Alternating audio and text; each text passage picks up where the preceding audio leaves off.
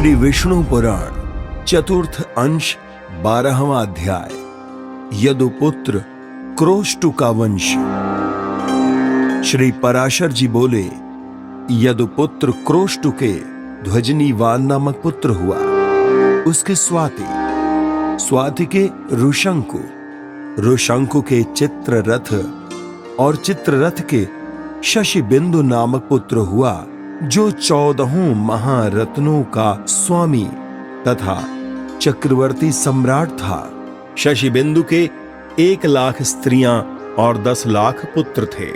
उनमें पृथुश्रवा, पृथुकर्मा, पृथुकीर्ति, पृथुयशा, पृथुजय और पृथुदान ये 6 पुत्र प्रधान थे।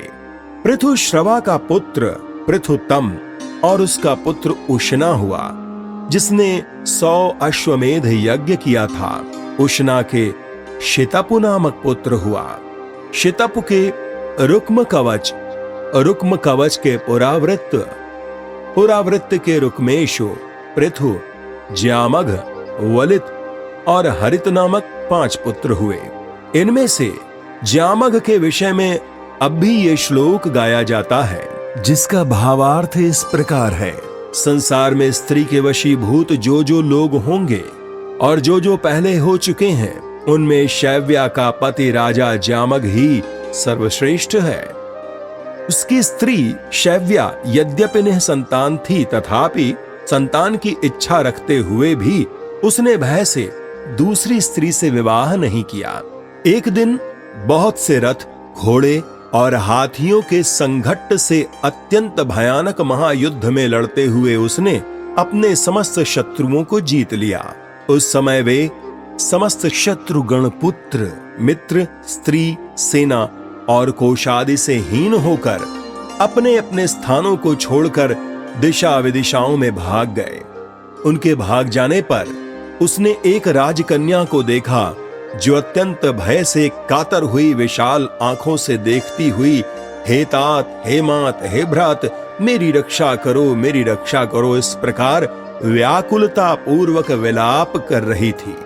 उसको देखते ही उसमें अनुरक्त चित्त हो जाने से राजा ने विचार किया, यह अच्छा ही हुआ, मैं पुत्रहीन और वंधका पति हूं। ऐसा मालूम होता है कि संतान के कारण रूप इस कन्या रत्न को विधाता ने ही इस समय यहां भेजा है, तो फिर मुझे इससे विवाह कर लेना चाहिए, अथवा इसे अपने रथ पर बैठाकर अपने निवास स्थान को लिए चलता हूं, वहां देवी शैव्या की आज्ञा लेकर ही इससे विवाह कर लूंगा। तदनंतर वे उसे रथ पर चढ़ाकर अपने नगर को ले गए। वहां विजयी राजा के दर्शन के लिए संपूर्ण पुरवासी, सेवक, कुटुंबीजन और मंत्री वर्ग के सहित महारानी शैव्या नगर के द्वार पर आई हुई थीं। उसने राजा के वाम भाग में बैठी हुई राजकन्या को देखकर क्रोध के कारण कुछ कांपते हुए अधरों से कहा, हे अति चपल चित्त, तुमने रथ में यह कौन बैठा रखी है? राजा को भी जब कोई उत्तर न सूझा तो अत्यंत डरते डरते कहा, यह मेरी पुत्र वधू है। तब शैव्या बोली, मेरे तो कोई पुत्र हुआ ही नहीं है और आपके दूसरी कोई स्त्री भी नहीं है, फिर किस पुत्र के कारण आपका इससे पुत्र वधू का संबंध हुआ?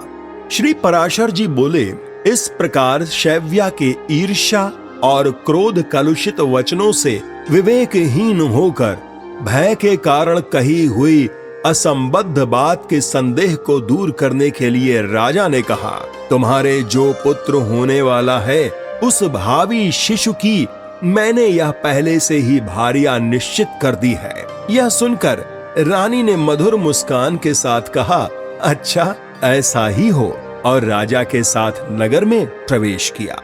तदनंतर पुत्र लाभ के गुणों से युक्त उस अति विशुद्ध लग्न होरांश कर अवयव के समय हुए पुत्र जन्म विषयक वार्तालाप के प्रभाव से गर्भ धारण के योग्य अवस्था न रहने पर भी थोड़े ही दिनों में शैव्या के गर्भ रह गया और यथा समय एक पुत्र उत्पन्न हुआ। पिता ने उसका नाम विदर्भ रखा और उसी के साथ उस पुत्र वधू का पाणि ग्रहण हुआ। उससे विदर्भ ने क्रथ और कैशिक नामक 2 पुत्र उत्पन्न किए। फिर रोमपाद नामक एक तीसरे पुत्र को जन्म दिया, जो नारद जी के उपदेश से ज्ञान विज्ञान संपन्न हो गया था।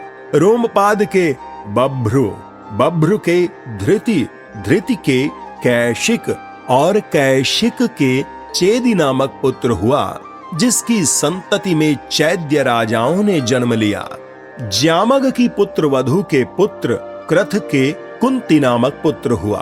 कुंती के धृष्टि, धृष्टि के निधृति, निर्धृति के दशार्ह, दशार्ह के व्योमा, व्योमा के जीमूत, जीमूत के विकृति, विकृति के भीमरथ, भीमरथ के नवरथ, नवरथ के दशरथ, दशरथ के शकुनी, शकुनी के करम्भी, करम्भी के देवरात, देवरात के देवक्षत्र, देवक्षत्र के मधु, मधु के कुमार वंश, कुमार वंश के अनु, अनु के राजा पुरुमित्र, पुरुमित्र के अंशु और अंशु के सत्वत नामक पुत्र हुआ तथा सत्वत से सात्वत वंश का प्रादुर्भाव हुआ। हे मैत्रेय, इस प्रकार जामग की संतान का श्रद्धा पूर्वक भली प्रकार श्रवण करने से मनुष्य अपने समस्त पापों से मुक्त हो जाता है। इति श्री विष्णु पुराणे चतुर्थंशे 12 अध्यायः।